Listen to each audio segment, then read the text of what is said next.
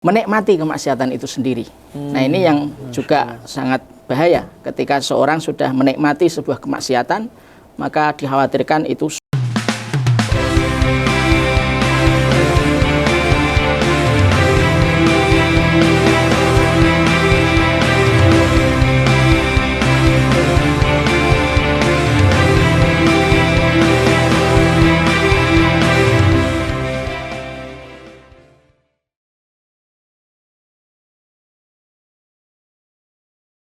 Bismillah, Assalamualaikum Ustaz Heri.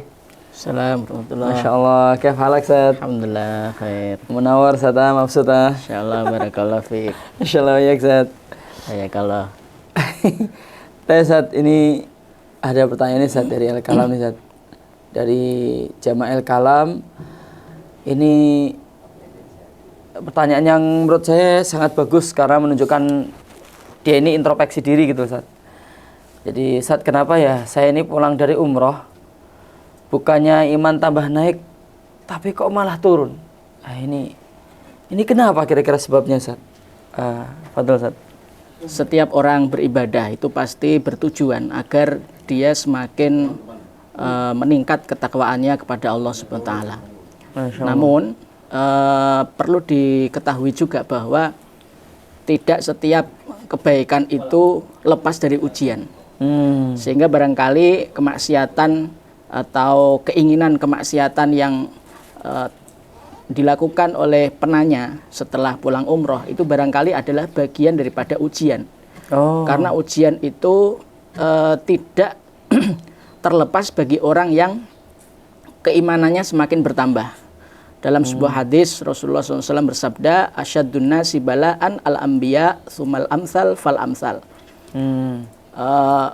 Ujian yang paling berat itu adalah ujian para nabi, kemudian yang setara dengan dengan para nabi, kemudian yang paling dekat dengan para nabi. Kemudian dilanjutkan hadis itu, fa idza kana fi dini sholabatun ishtadda bala'uhu. Apabila di dalam agama seseorang itu ada ketebalan, maka semakin besar ujiannya.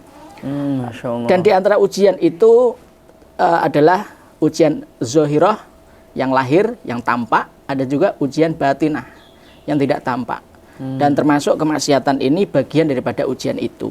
Masya Allah. Sehingga supaya tidak terbiasa bermaksiat setelah umroh, maka kebaikan-kebaikan yang dilakukan selama umroh itu harus diistiqomahkan. Jangan sampai ada jeda dari istirahat beribadah.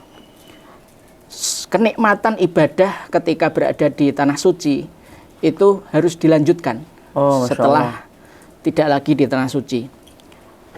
Di dalam sebuah kitab ada seorang ulama mengatakan awwalu darokatil ma'asi faqdu ladzatit ta'ati.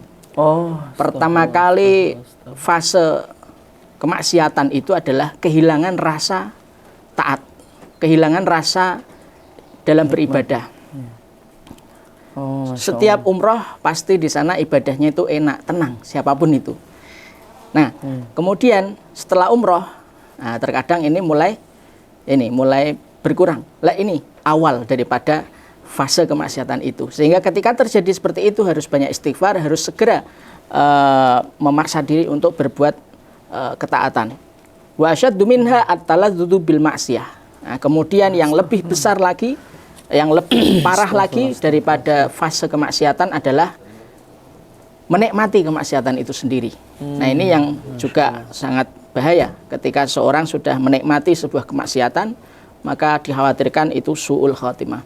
Kemudian yang paling besar lagi adalah tabriruha, yaitu menganggap boleh kemaksiatan. Jadi melakukan kemaksiatan dengan istihlal. Nah, ini menurut para ulama sudah sampai pada fase kufur, ada yang menyebutnya begitu. Dan yang paling besar lagi adalah ad-da'watu ilaiha. Tidak hanya menikmati kemaksiatan, tidak hanya menganggap boleh kemaksiatan, tapi juga sampai mengajak kepada kemaksiatan.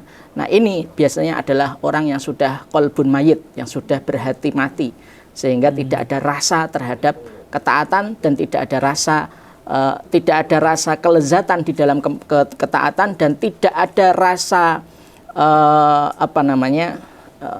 tidak merasa dosa ketika berbuat maksiat. Nah, ini yang sangat bahaya. Wallahu taala alam. Masya Allah, barakallahu fiik, Ustaz. Wah, keren banget pemirsa El-Kalam semua.